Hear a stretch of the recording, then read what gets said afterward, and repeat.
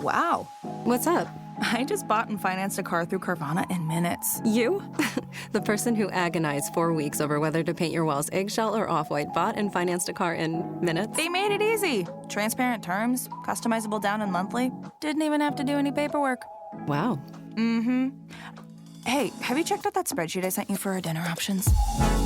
Finance your car with Carvana and experience total control. Financing subject to credit approval.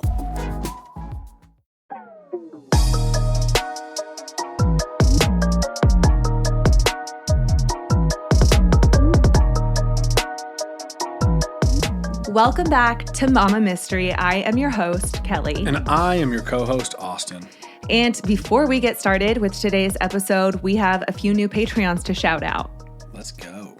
Jenna Cassidy. Yeah. Mary Rose. Woo woo. Troy and Jessica Paulin. Awesome. Caitlin Sells. Let's go. Shelby Curtis. Yep. Jamie Miller. Hannah Cruz. And Aubrey Christmas. Hell yes. Heck yes. Thank you guys so much for joining our Patreon. If you're interested in joining, you can go to patreon.com/Mama Mystery. You get ad-free episodes.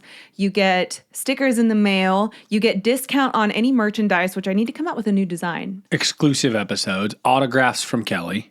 Yeah. Autographs in the form of the thank you note that comes with the stickers, which, you know. Still autographed. It's got my signature on it. There we go. All right. So I have gotten a ton of requests to cover this story because it has gone pretty viral on social media, but also because at the time of this recording, no arrests have been made in this case. So this is a true mystery. It actually is. Let's go. Today's story takes place in Williamson County, Tennessee, which is kind of southwest of Nashville. Throughout this story, we are going to be bringing light to a lot of corruption within a church, a court system, and within some of the highest offices in the country. Corruption that seems to be fed by two things, which is power and money. Isn't it always? Follow the money. Yep. This is the story of the Solomon family. So we're going to start out with the parents, Angie and Aaron. Angie did not have a very easy childhood. Her home life included a lot of abuse at a young age, but despite having a difficult upbringing, Angie excelled in basketball and in singing. And after high school, she actually got her doctorate in pharmacy and had a very promising future, purchasing her own home on her own. Then she connected with a guy that she knew from high school, Aaron Solomon. They hit it off and started dating, and within 6 weeks, they were married because Angie got pregnant. Holy shit, shotgun wedding. Literally.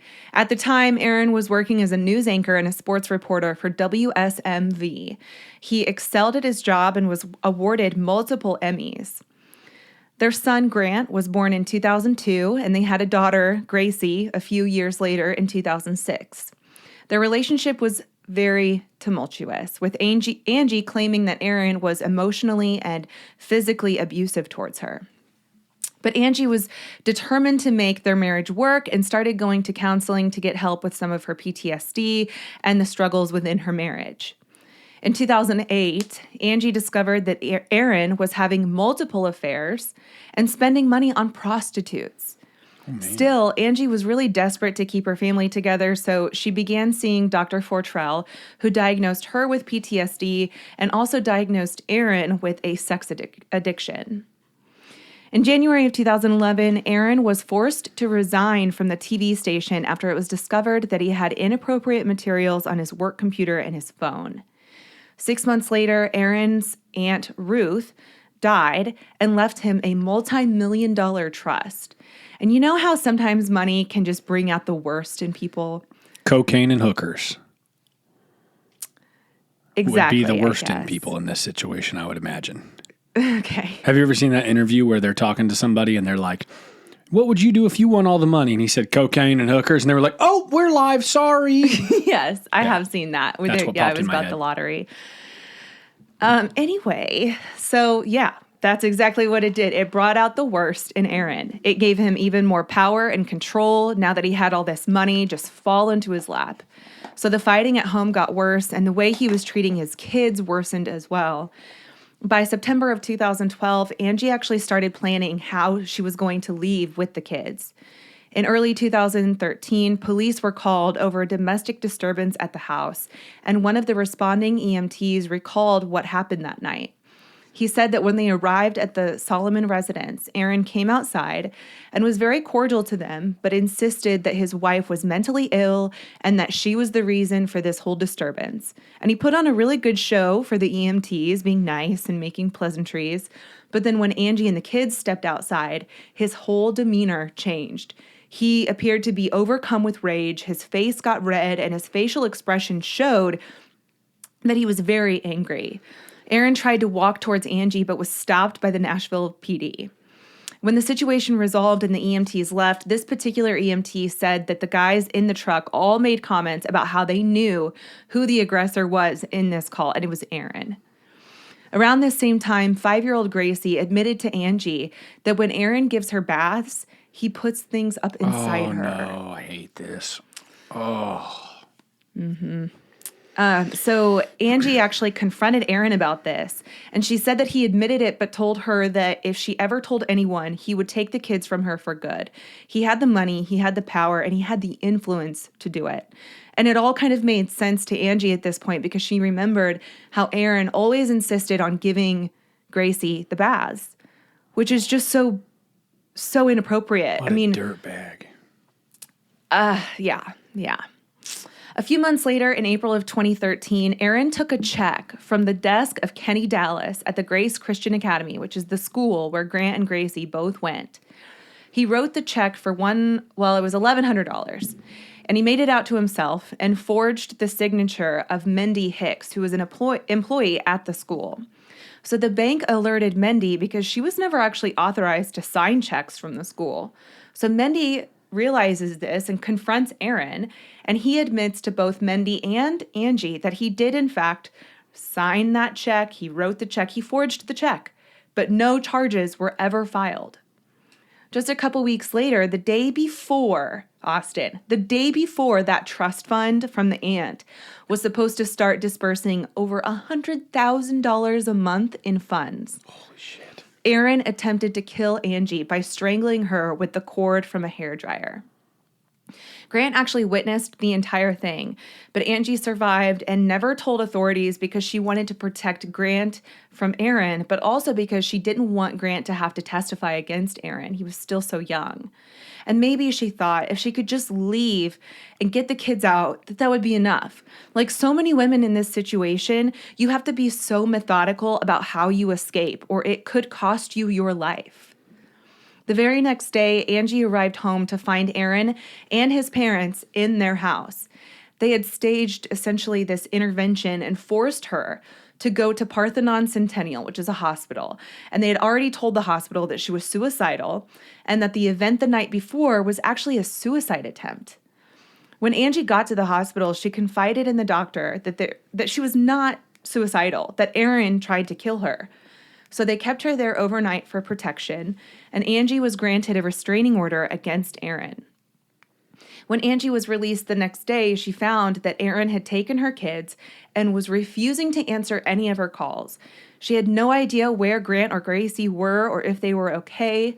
She tried to call Aaron's parents, but they wouldn't answer either. The following day was Mother's Day, so she hoped that she would be allowed to see her kids then, but Aaron didn't allow it. Instead, he called police and told them that Angie was mentally ill and suicidal again. And when police showed up, they were quickly able to determine that Angie was of sound mind and not, in fact, suicidal, so they left. But there was still no telling where the kids were. And in a tale as old as time, Aaron bartered with Angie by saying that if she lifted the restraining order, he would let her see the kids. Without any kind of custody arrangement in place, he is their parent. He is legally allowed to have his kids, as unfair as this whole situation may be. So Angie calls her friend, who is a lawyer, and is able to find out that Aaron had already filed for divorce and that he had also filed for a protection order for him and the kids against Angie. So he's plotting behind the scenes. Yes, he is playing chess. In June, Angie and Aaron appeared in court before Judge Philip E. Smith for their divorce hearing. Aaron's lawyers were David Scott and Michael Parsley. Despite Angie's doctors testifying in her favor, Judge Smith ordered that she undergo another evaluation by a different doctor, one that he chose. So she did, and that doctor, Dr. Freeman, wrote a report agreeing with Angie's doctors that she's loving, caring, and a capable mother. But for whatever reason, Judge Smith dismissed the report that he asked for, and he gave Aaron full custody of the kids and even ordered Angie to pay child support, despite knowing Aaron had just inherited this huge trust. And then, interestingly enough, that lawyer for Aaron, Scott Parsley, donated $1,000 to Judge Smith's campaign, even though he ran unopposed and never even held a single campaign event. Oh my gosh. In February of 2014, Angie hadn't seen her kids for at least 6 months when finally Aaron lets them see her. Gracie's eyes are sunken in. She has huge dark bags under both of her eyes. At this point, the kids admit that Aaron was rationing their food, that he was still putting soap up inside of her during her baths, and that he insisted on bathing her every time she had to bathe. She couldn't just bathe by herself. She was terrified of her father. And then Angie recorded a part of that conversation about what was going on in his house in hopes that maybe she could use it as evidence against Aaron at some point. By March of 2015, Aaron still has full custody of the kids and refuses to let Angie get quality time with them. She's allowed to come to some of their games and sit with the kids, but that's it. They don't get to see her at Christmas or any other holidays. How the hell? This is so backwards from even like how things just normally go, you know? Yes. During one FaceTime call, Gracie showed Angie some bruising that she had on the inside of her thighs, and she said that her dad insisted it was just from her bathing suit. Like, that makes no sense. In April, Aaron had Angie thrown in jail over Easter weekend to stop her from talking about his abuse of Gracie, but his reasoning was that Angie hadn't been paying child support, as if he needed the money, and that is why he had Angie thrown in jail. By had her thrown in jail, he just reached out. Because was she not paying child support? I guess not. And so he just reached out and pursued it. Press charges. At this point, Aaron is in complete control, and Angie is just more powerless by the day. And this is where things get even worse for Angie. With Aaron in control, he has connections within the private school where Grant and Gracie go. I'm sure he's donating large amounts to the school, and there are a lot of prestigious parents at this school. Judge Deanna Johnson and her husband, State Senator Jack Johnson, go to the church, along with the Tennessee Governor Bill Lee. And despite this connection, Judge Deanna Johnson never recuses herself from any of the court proceedings that come across her desk regarding the Solomon family. Today's episode is sponsored by BetterHelp. So I'm going to get kind of deep and vulnerable here, but when Austin and I first started dating, once we got past that yummy honeymoon phase, we really got into the thick of it. You know, like in the beginning, you just kind of brush your craziness under the rug and you keep it there until you get just comfortable enough to let it out. Well, the more comfortable I got with Austin, the more some of those toxic qualities started to expose themselves. I was a horrible communicator and I was quick to anger. I would expect Austin to read my mind, and I would become so furious when he didn't that I would lash out. I would raise my voice. I would say things I didn't mean and that I regretted. I would just get so hot, like literally physically hot, that I felt completely out of control. So I knew I needed help. So I sought it out. I recognized that I had some issues I needed to work through. It was an inside job. I knew I had them. I knew exactly what it all stemmed from. I just didn't know how to process it and be better. I tried a local therapist here in town, but I was discouraged because, for one, they took forever to get into. And two, during our short meeting, all I really got were breathing exercises when I really thought that this would be a time to kind of get into the root of things right away. And after that first appointment, I knew I wouldn't see her again for another couple weeks because they're just so booked up. But then came BetterHelp. Now, I know BetterHelp is a sponsor of this show, but let me please tell you, I used BetterHelp before they were ever a sponsor of mine. I spent 100% of my money on the full price to use BetterHelp, and I do not regret it at all. I matched with a therapist, and I got to message her at my own convenience, which was so nice, having kids and not being able to respond right away, just finding time for myself to genuinely sit down and respond. She was always quick to respond with insight and tools. She asked me questions that made me dig deeper. I can honestly say therapy is probably the number one reason why Austin and I are still together and why our relationship is such a strong one today. Getting to know yourself can be a lifelong process, especially because we're always growing and changing. Therapy is all about deepening your self-awareness and understanding, because sometimes we don't know what we want or why we react the way we do until we talk through things. BetterHelp connects you with a licensed therapist who can take you on that journey of self-discovery from wherever you are. If you're thinking of starting therapy, please give BetterHelp a try. It's entirely online. It's designed to be convenient, flexible, and suited to your schedule. Just fill out a brief questionnaire to get matched with a licensed therapist, and you can switch therapists at any time for no additional charge. Discover your potential with BetterHelp. Visit betterhelp.com/mamamystery today to get 10% off your first month. That's betterhelp.com/mamamystery. Now, in May of 2018, Angie found out that Aaron had been grooming underage girls online. And some of these girls actually attended Grant and Gracie's school. So what he would do was he would take pictures of girls at sporting events, like at the girls' games. And then he would ask Grant for the girls' Snapchats just to send them the pictures that he took, right? Like, so creepy. That is creepy behavior. Yes. So Angie carefully tries to navigate how to handle this, given the issues that she's already had with Aaron. So she met with Sheriff Jeff Long from the Williamson County Sheriff's Office and made him aware of Aaron's behavior towards some of the female students at Grace Chapel. So then Jeff Long assigned Tamika Sanders to the case. Tamika quickly realizes that this behavior goes beyond just those students and actually trickles down to the sexual abuse of Gracie as well. 6 months later, Jeff Long is promoted to the Commissioner for the Department of Safety and Homeland Security by none other than Grace Chapel member Governor Bill Lee. On May 16th, Angie emailed one of the church elders, Kurt Beasley. She said, quote, "I am concerned for the lives of myself and my children."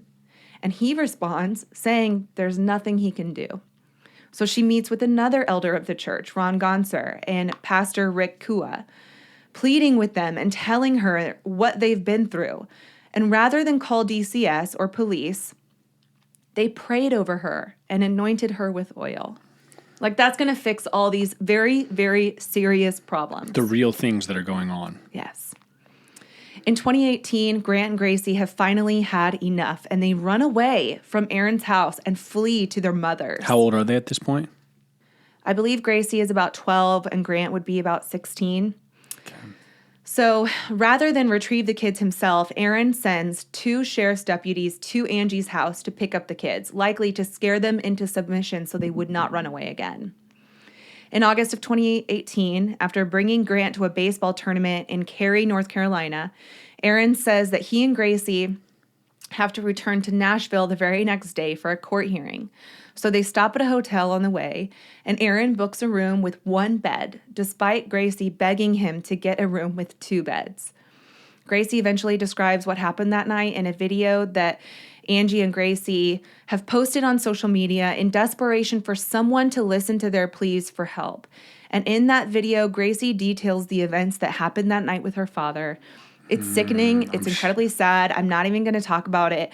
I just can't imagine the unease and the trauma she must have felt that night, being forced to sleep in a bed with a man she's terrified of.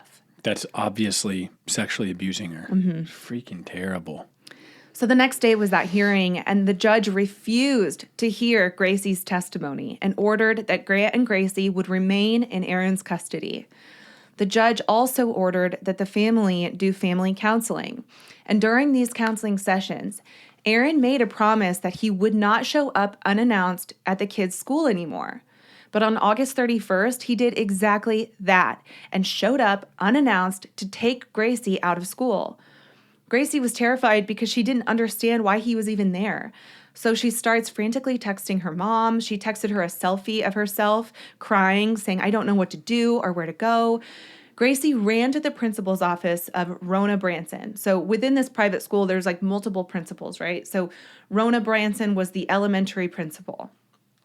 She told Rona about the abuse and what her father does to her, and yet she was dismissive and called in the school's headmaster, Robbie Mason. How is nobody blowing the whistle and saying, cut the shit? I don't know. It's infuriating. Mm-hmm. He never reports the accusations of abuse, despite being a mandated reporter. And instead, he orders Gracie to get into her dad's car, saying that her complaints are old news. What the hell? In mid-September, there's another court hearing, and this time the judge watches a video interview that Gracie did with a forensic investigator. And after watching Gracie's testimony in that video, the judge decided to let Gracie stay with Angie. Finally. She had to feel helpless for all that time. Oh my God. Like, you'd feel helpless every day that ticks by. You're talking 6 months later, 10 months later. Mm-hmm. Like, think of all the shit happening during that time. Yes, you're literally trapped. Nobody is listening to you. Nobody is helping you. Mm-hmm. You can't go to the one safe haven you know, which is your mom's house, your own mother. You can't go. Like, I just cannot even fathom. I can't fathom it. So at school, Gracie confided in some of her friends about the abuse that she was suffering at the hands of her dad. And one of the officials that caught wind of this brought Gracie in and basically told her to stop talking about it because it was upsetting other kids at the school. So Grant goes into the school himself, and he ordered a meeting with Rona and a few of the other administrators at the school, which they tell him that they were trying to put a stop to it because they wanted to save Gracie's reputation. Certainly not their own, though. Certainly not. Certainly it had nothing to do with their own reputation, right? Mm-hmm. If it isn't already clear, let me just say this explicitly. The church and the administrators at the school are incredibly loyal to Aaron and support him fully, rather than listen to the concerns of Grant or Gracie or Angie and multiple personal friends of theirs who have witnessed the abuse. They stood hand in hand with an abuser who is worth tons of money and could have heavy influence within their church. Is it public how much he's donated? No, not that I know of. But Grant was about to turn 18 in June, and he felt like once he became an adult, maybe he would be taken more seriously in court and planned to testify against his father. His birthday was in June. On the morning of July 20th, 2020, just 1 month after turning 18, Grant pulled into the parking lot of Ward Performance Institute for baseball practice. Grant was an extraordinary pitcher. He parked right next to his dad, who was meeting him there for practice. This was the first time the two of them would be alone in years. After he parked, Grant got out and walked to the back of his truck to unload his baseball equipment. And just as he was unloading his bag, the truck rolled backwards, dragging him across the pavement of the parking lot, down a hill and into a ditch, pinning him between the front of the truck and the rocks in the ditch. According to Aaron, he said he was parked next to Grant and looked down at his phone to answer a work email when he realized what had happened.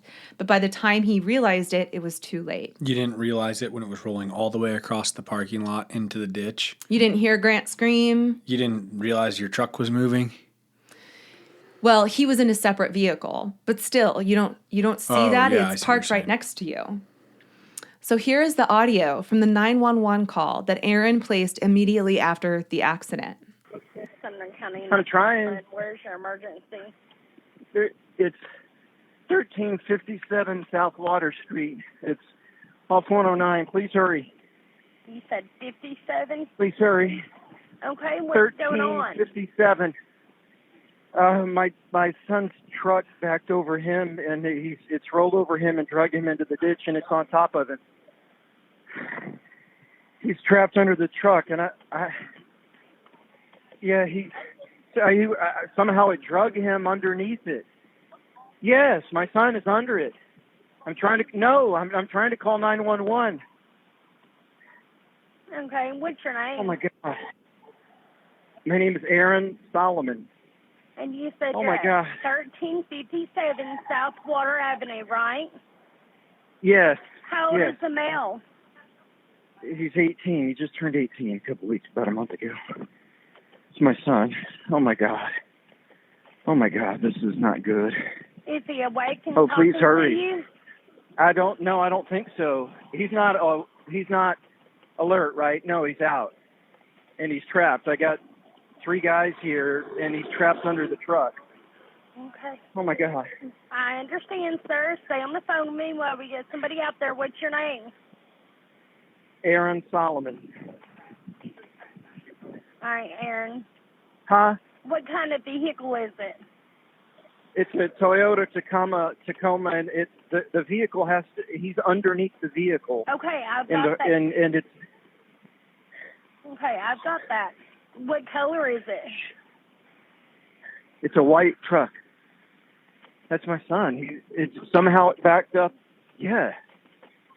Yeah, I'm on with 911 right now. Oh my God. Oh my God. Oh my God. Was your son working on it? No, he was just getting out of it. It's the hill.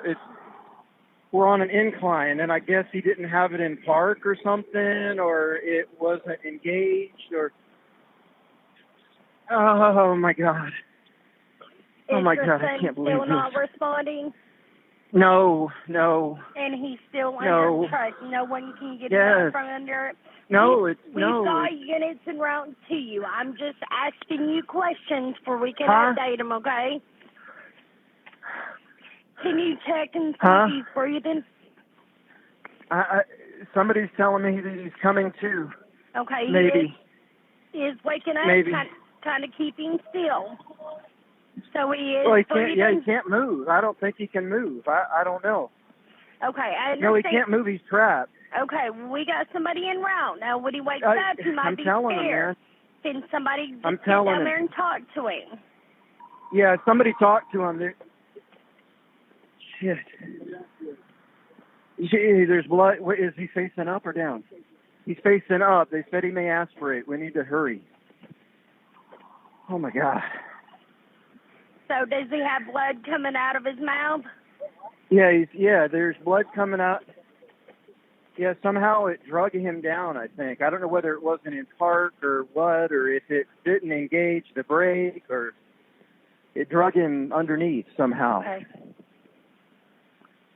They said he's facing up, Okay. but he's bleeding from his mouth. So, Grant, turn your face to the side if you can, barely, but be careful. Don't move him, okay? We can't move him. We can't move him. Oh, my God. All right, Beeson, they're there. I'm going to let you go, okay? Yeah, okay. Okay. All right. Bye-bye. So way too casual and like got that scripted, I care sound to him. Mm-hmm. And then also you said before all this that he was alone, but now he's saying he's with 3 guys. Yeah, so Aaron never once went down the hill to check on Grant. He stayed at the top of the hill the entire time, seemingly communicating with these 3 men who were down by the truck. Even when the operator told him to talk to Grant, Aaron stayed at the top of the hill. So how would he have known that Grant was trapped? How would he have known there was blood coming from his mouth? He never went down the hill to see him. How do you know that?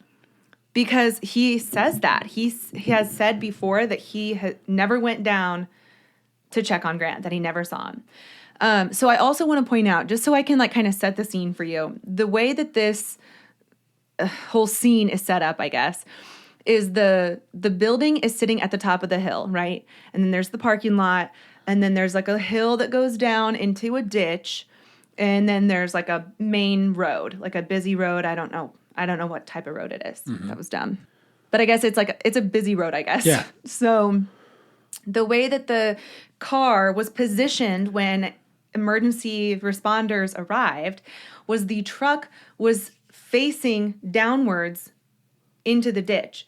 So by his account, so like I know I'm using my hands, which, you know, if you're listening, you can't hear or see me do this.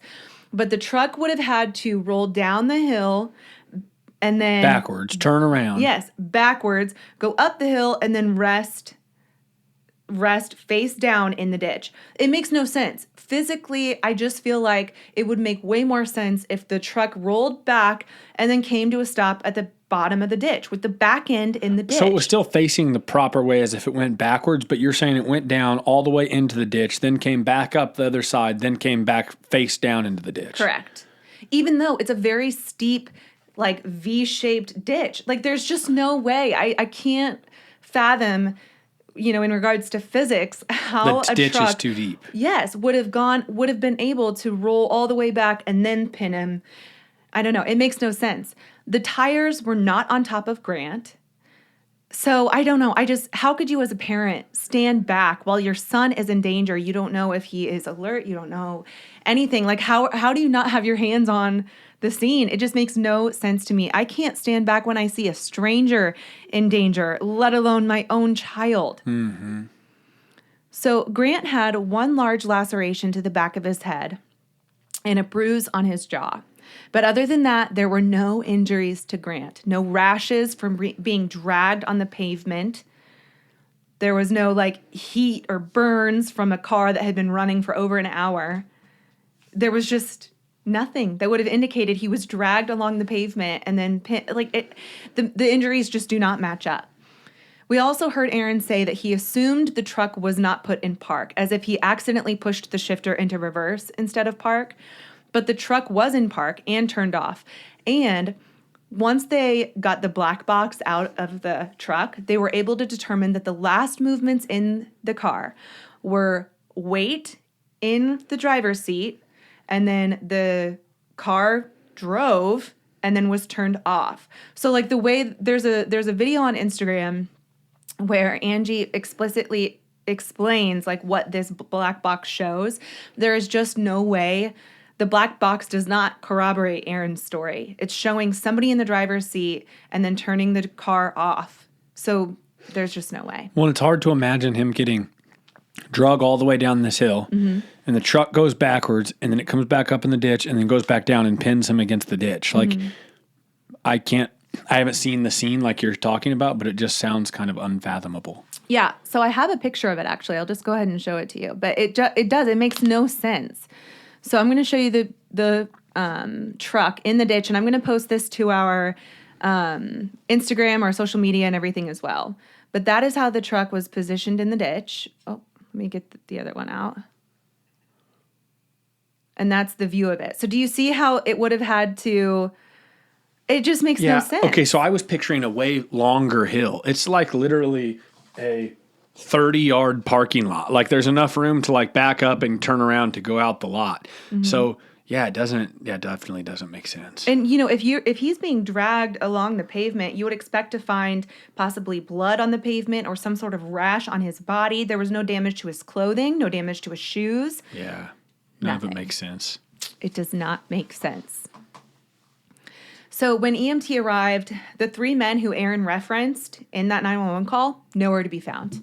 They were never identified, and when police arrived, they weren't able to locate any other witnesses besides Aaron. Grant was laying on his back with his head towards the building. He was positioned between the tires. The tires, again, were not on top of him. The medical examiner determined that his cause of death was from cardiac arrest. He died. You didn't ever say he died. Oh, I'm sorry. Yeah, he died. Oh. Mm-hmm. So sucks. His cause of death was from cardiac arrest, despite there not being an autopsy. Aaron was explicit in that he didn't want an autopsy. He didn't want life flight. He didn't want literally any life-saving measures to save Grant. He declined. Isn't that the biggest red flag ever? How do they even allow that? I truly don't know. And he's an adult. He's 18. So I don't understand. So the medical examiner recorded blunt trauma and traumatic brain injury on that report. And nurses at the hospital recorded a single laceration with bleeding on Grant's skull and 3 bruises, one on his jaw, one near his left hip, and one on his right thigh. But that was it. There were no abrasions from being dragged, no burns from being under the vehicle. Nothing. No broken bones, no other major wounds that you might expect to have after being dragged by a vehicle. By 9:30 that morning, Sumner Regional Medical Center released Grant's body to go to the funeral home. There was no post-mortem examination requested.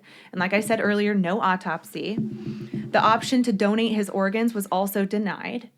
This was all chosen and signed by Aaron without any consent from Angie, despite the fact that Grant was living with Angie.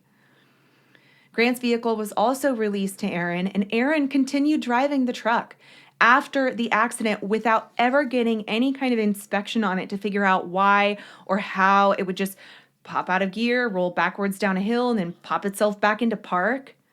Usually when a car is involved in a freak accident like this, there is some sort of inspection done, or maybe there's an indication of a recall, but that simply never happened. And Aaron continued to keep driving it. Aaron actually took the truck to a claims adjuster to assess any damage done to the truck, and the claims adjuster listed the truck as totaled, even though it was still totally drivable, and Aaron drove it for months after Grant died. So Angie went to Aaron's house about a week after Grant died so that she could see the truck. And to her amazement, Grant's baseball gear was in the back seat.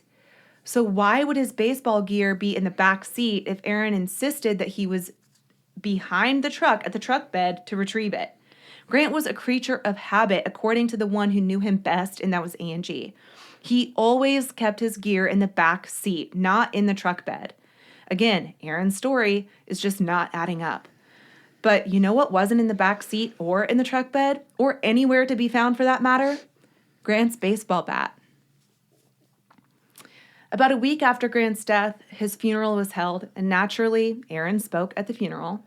His behavior at the funeral was odd, performative. A lot of people who attended felt really uncomfortable by his speech because he practically downplayed Grant's death and called it just a godly thing with little to no emotion. About your own kid. Your own kid. To say that your own kid's freak accident death is a godly thing? That's weird. That's weird. In September, weeks after Grant's death, Gracie filed for a restraining order against her father. She brought a friend of Grant's and a friend of hers to the hearing for support, and they even testified in support of Gracie. But the judge, once again, dismissed them. It truly baffles me that a man would still fight so hard to keep seeing his daughter after she so vehemently wants nothing to do with him and is actually so terrified of him. Is it not a red flag that he keeps pushing to get contact with her even though she wants so badly to be so far away from him? And they make it so obvious to the judges and everybody. Yes. In October, Gracie is finally granted a restraining order against her father, and the restraining order prohibits him from going to the school. But he keeps showing up at the school, and the staff at the school does nothing about it, despite knowing that it explicitly says that in the restraining order. It got to a point where he kept showing up at her school, so Gracie stopped going to school altogether.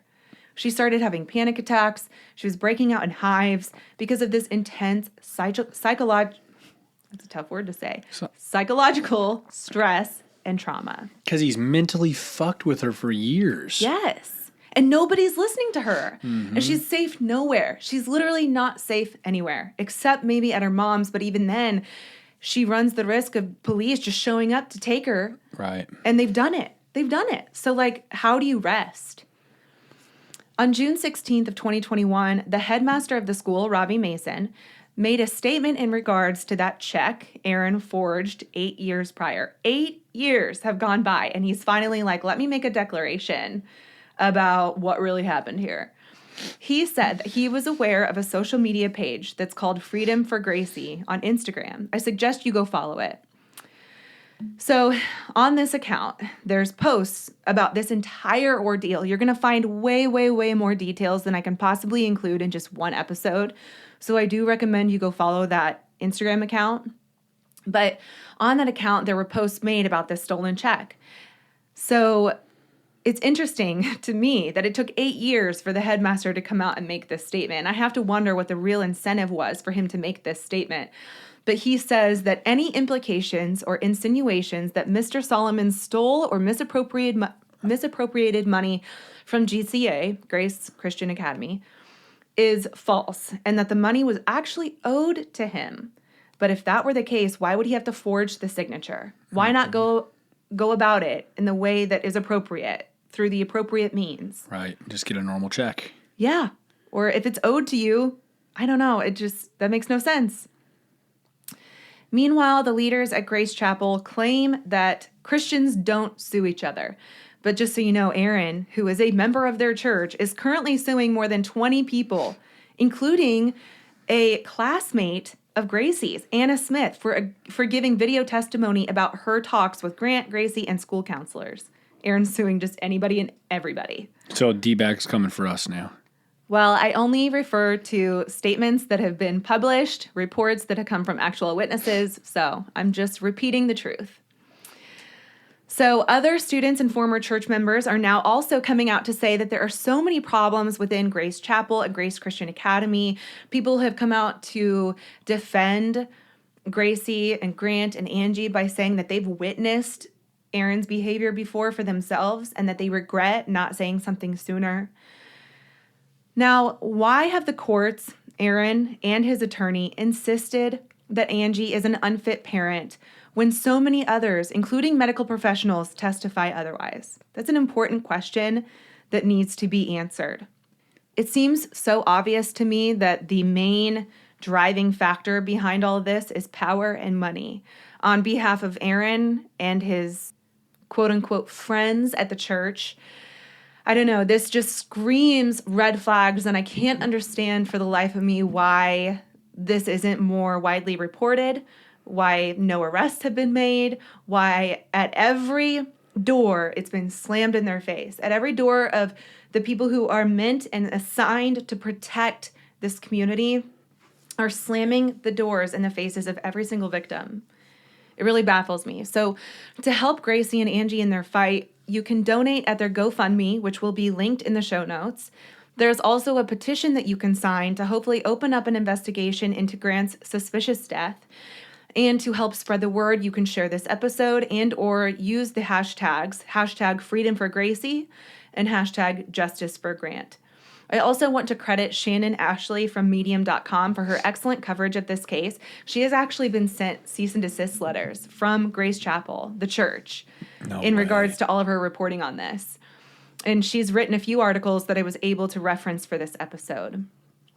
So like I said earlier, go find that account, Freedom for Gracie, on Instagram. Show your support, spread the word, and hopefully there will be some positive updates that I can bring to you in the future. I really hope justice is served in this case because it certainly hasn't been yet. Freaking crazy. That's super sad. Mm-hmm. And these people are just having to put up with the fact that nobody's there for them to really help them. I know. And, you know, the thing is like I mentioned before, this is a 45-minute episode. There are so many more details that I had to leave out because I just needed to keep it, you know, short and sweet, essentially. But there are so many details. There's a website dedicated to this with the entire timeline of all the events. And there's screenshots. There's screenshots of emails and text messages. There's video recordings. The Instagram page has more than 300 posts. I went through all the posts. There's so many videos. You can watch Aaron's speech at the funeral to see just for yourself how odd and performative it was. There's so much. So please, I implore you to go and share the word about this, to get it in front of somebody who will actually listen, because that's my prayer for this entire story is that somebody will eventually listen to this family and justice will come. As of right now, nothing has happened. Aaron's just enjoying himself at the Masters recently, just, you know, living the freaking dream. It makes no sense. That's crazy. Mama, mystery, out.